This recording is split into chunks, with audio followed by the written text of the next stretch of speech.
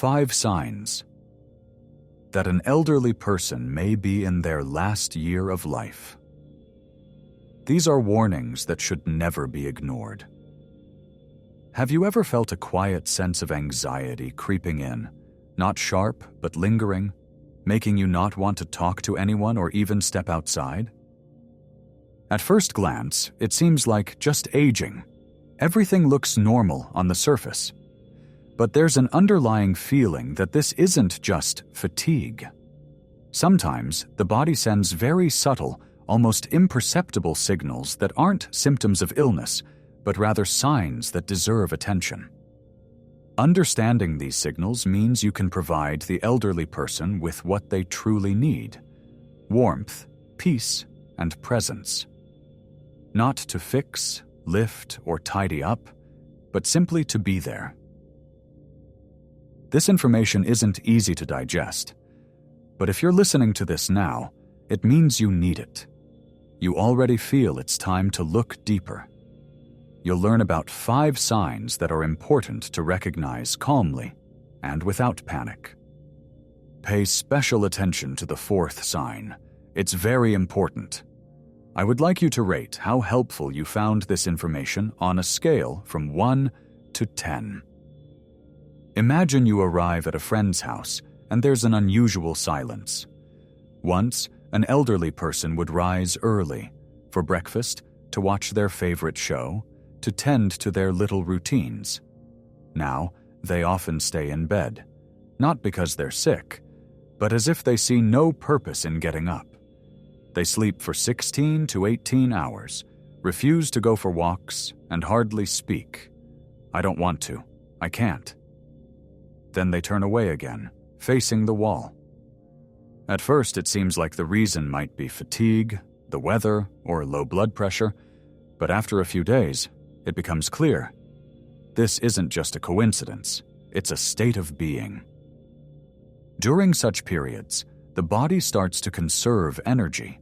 It shuts down everything that isn't essential, like movement, conversation, and interest in the usual activities. This isn't a whim or laziness. It can be a sign of inner exhaustion, natural, physical, and quiet. This doesn't mean that something will happen tomorrow, but it's a signal to take it slow, not to demand energy or cheerfulness, but simply to be present, offering not active assistance, but attentive support. What's needed? It's that calm presence, a gentle word, a hand on the shoulder, the warmth of a blanket. No reproaches, no hurry. Sometimes the most important thing is just to sit in silence together, so that the person knows they're not being rushed or judged, but accepted for who they are in this moment, in this state, at this stage. In these moments, it becomes especially clear that helping doesn't mean getting someone back on their feet, but rather preserving silence and love where inner stillness begins. Another significant sign. You bring him a plate of his favorite soup, fragrant and hot, just like he always loved it. But he turns away, eating slowly and with effort, barely chewing. By the 3rd spoonful, he quietly says, "I don't want any more." Sometimes he simply closes his eyes, and other times he pushes the food away, as if it no longer matters. You offer something else, asking, "Maybe tea? A fruit compote?" But the answer is the same. "I don't need anything." These moments are confusing. It seems like stubbornness or a lack of appetite, a temporary discomfort that can be waited out. But it's important to understand. There may be much deeper reasons at play. When the body enters a stage of gradual decline, its need for food and water naturally decreases, as if it understands that it no longer requires the support it has relied on throughout its life. Digestion slows down, metabolism changes, and the brain and internal organs begin to operate in a more economical mode. What once seemed essential, a full meal, a glass of water, a snack, no longer elicits any response.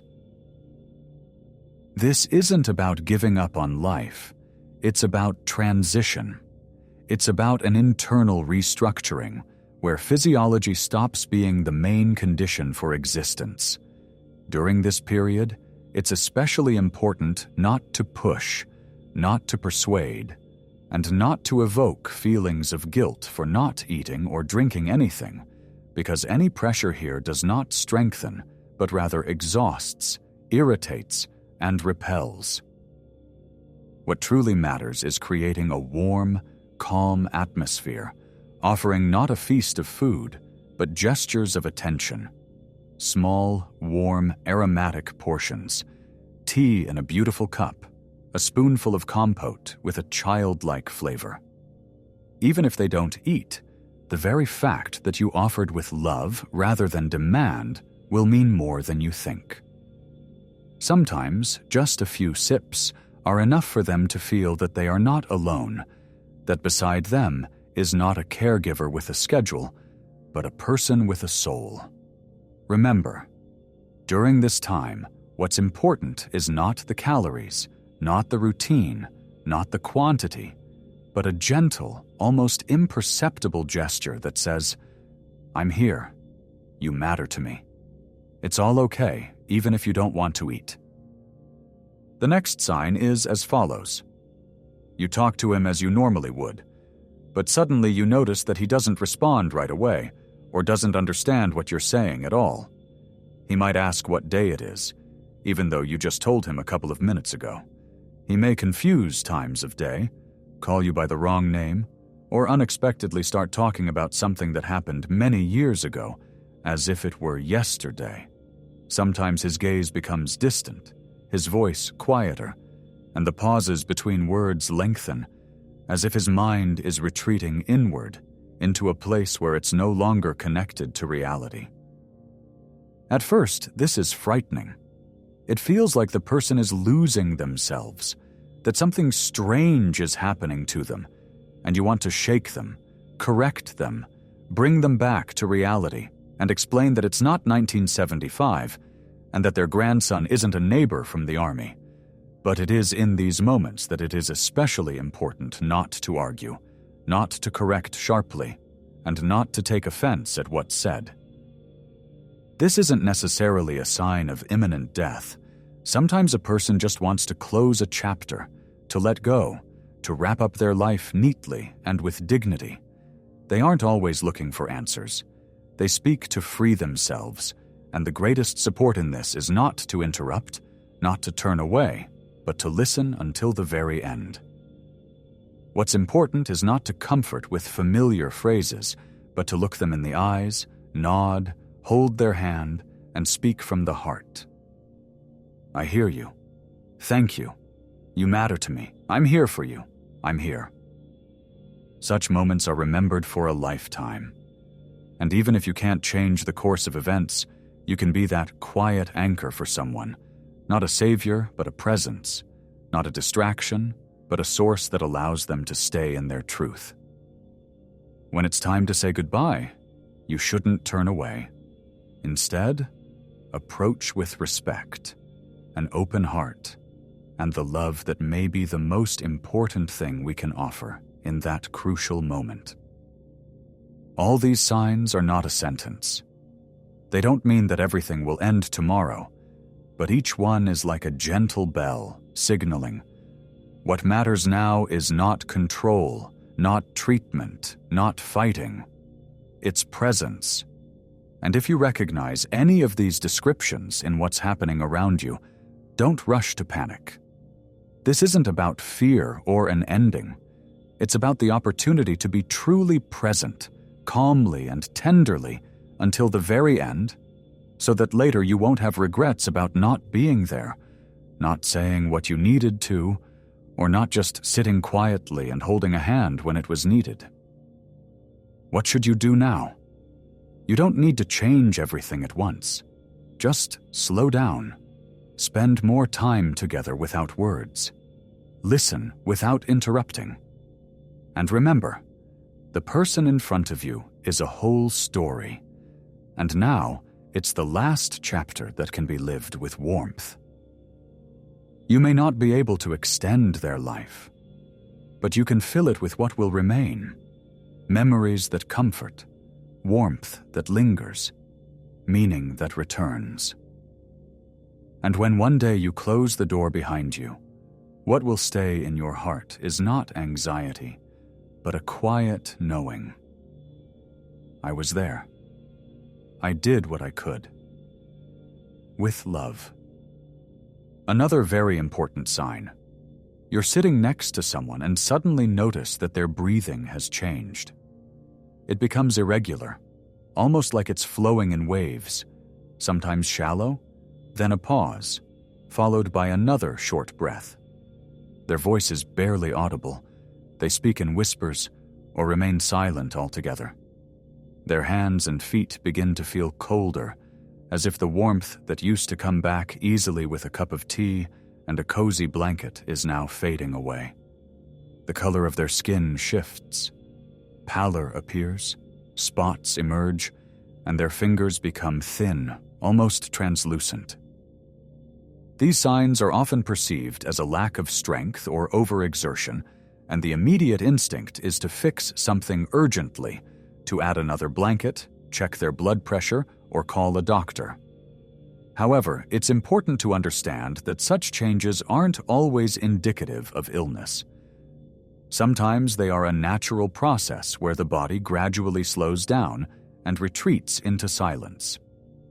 When the heart and lungs operate differently, and when metabolism begins to wane, the body redistributes its remaining resources to vital centers, causing the extremities to literally cool down and lose activity.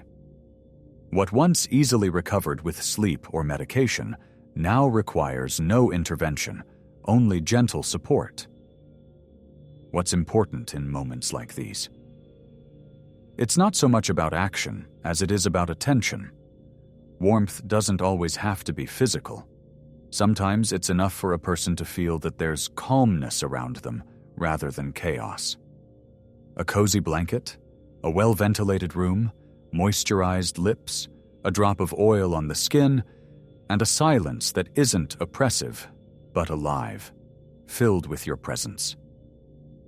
There's no need to comment out loud on how bad or scared they look. It doesn't help, and only heightens anxiety for everyone involved.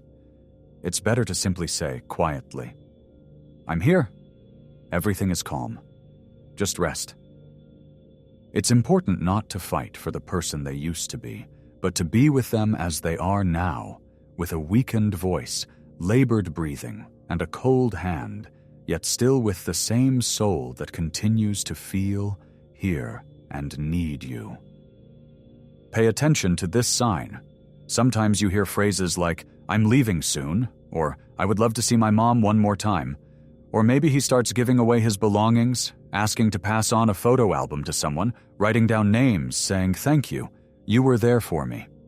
At first, it might seem like just sadness, a sudden memory, or a random phrase. But if you listen closely, you can feel that these words carry not anxiety, but a certain clarity, as if acceptance has already taken place inside, and now there's just a need to finish closing the chapter.